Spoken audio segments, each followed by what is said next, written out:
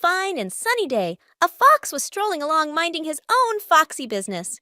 He thought he might sit down under a shady tree and have some lunch, as he was a bit thirsty and hungry. Then he realized he'd left his lovely packed lunch at home. "Oh, you foolish fox," he said to himself.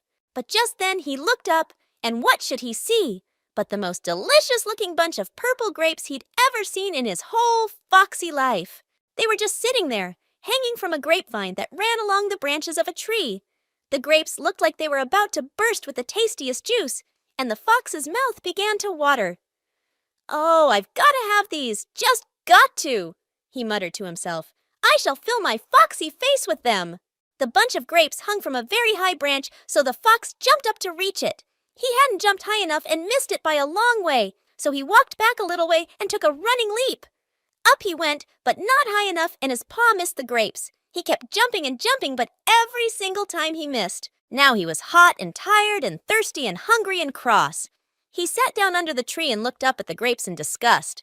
"What a foxy fool I am," he muttered. "What am I doing wearing myself out jumping up and down on a hot day like this just to get hold of a bunch of horrible old sour grapes?" So he got up, made a cross face, and off he went. And the moral of the story is that sometimes people pretend to dislike things they can't have.